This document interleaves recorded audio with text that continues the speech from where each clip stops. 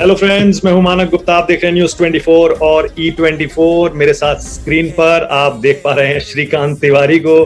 दाढ़ी थोड़ी बड़ी हुई है, इसलिए आपको हो सकता है पहचानने में थोड़ी सी दिक्कत हो, लेकिन नहीं, मैं मजाक कर रहा था। मनोज बाजपेयी को कौन नहीं जानता।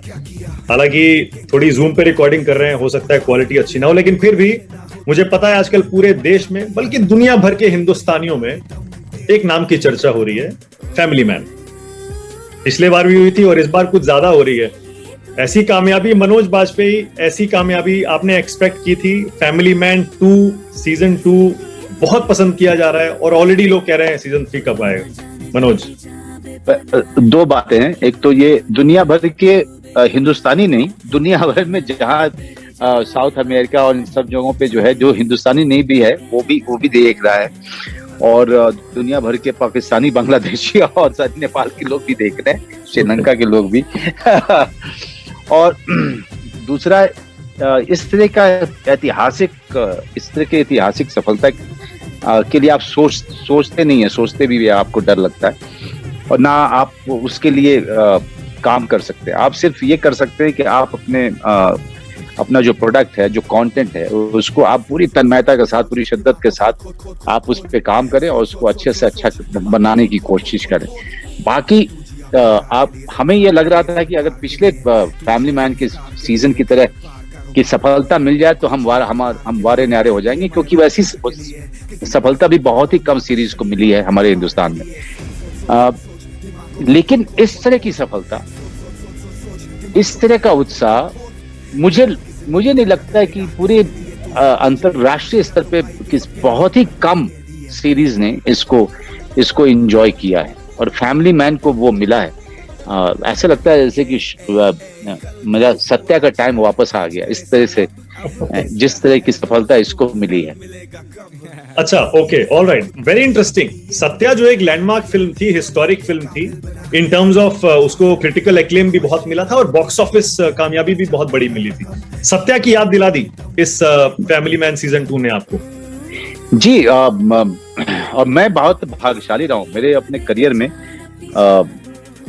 सत्या ने जिस तरह से लोगों के अंदर उत्साह सत्या को देखने के बाद हुआ था, या भीखू महात्रे घर घर में पॉपुलर हो गया था, या फिर गैंग्स ऑफ वासेपुर को लेकर के जो एक उत्साह बना था, ये मैं कहूंगा कुछ अलग तरीके का। फैमिली मैन क्योंकि सीरीज है, ये ऑन गोइंग है, ये पिछले साल से चल रहा है, तो ये तो चलता जा रहा है और बड़ा होता गया और इतना बड़ा, मतलब जिसकी कामना ना फिल्म मेकर ने की थी, ना किसी एक्टर ने की थी।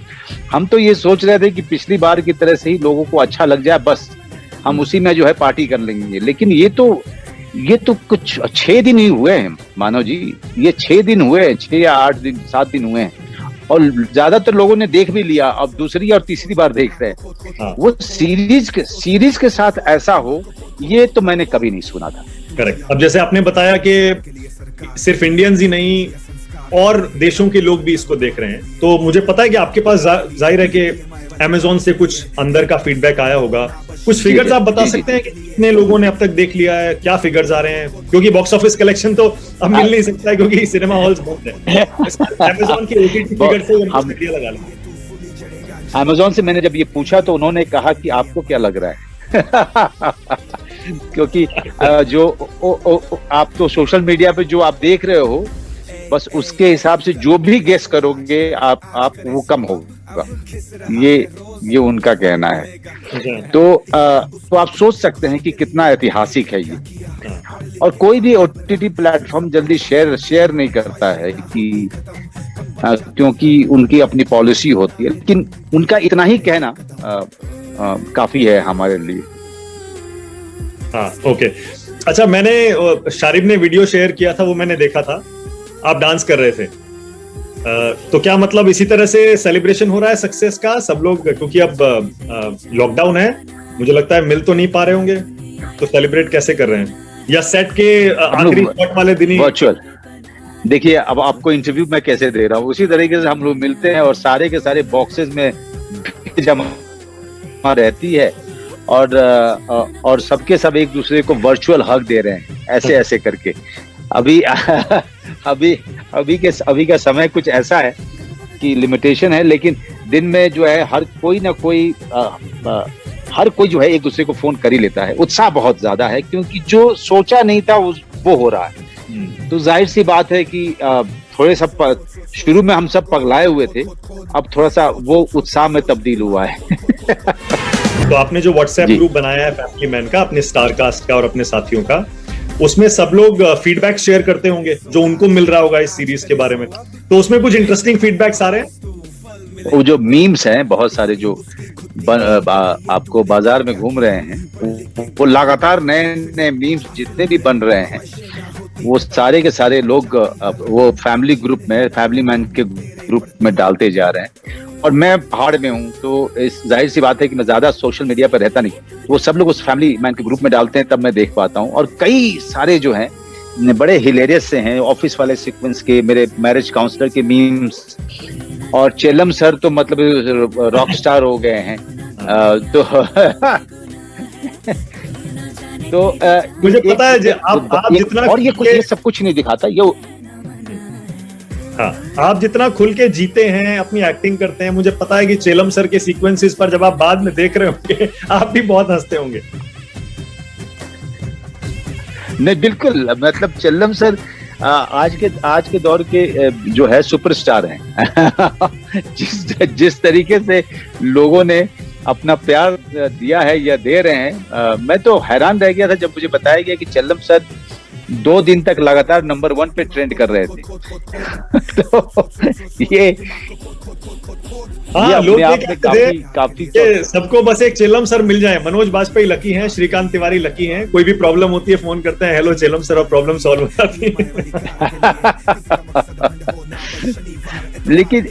लेकिन लोग, मैं आपके माध्यम से मैं लोगों को बता दूं कि इंटेलिजेंस डिपार्टमेंट का जब आदमी बाहर से किसी खास स्टेट में जाता है तो वहां कुछ समझने के लिए या वहां पे लीड लेने के लिए वहां के एक्सपर्ट से वो हमेशा टच में रहता है।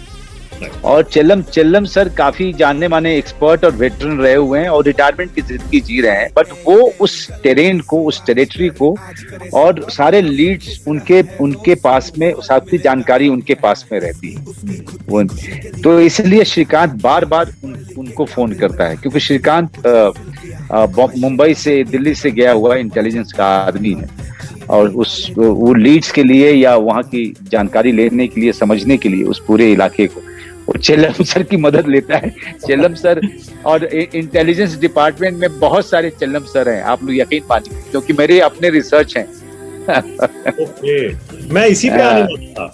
क्या मनोज बाजपेयी ने श्रीकांत तिवारी बनने के लिए स्पाई थ्रिलर्स देखे थे, कुछ नॉवेल्स पढ़े थे, जासूसी के बारे में रिसर्च किया था? देखिए, मैं बिहार में पैदाइश है, तो इब्ने सफी साहब जो थे हमारे, इब्ने सफी साहब के उपन्यास तो हमने पढ़े हैं बहुत सारे, लेकिन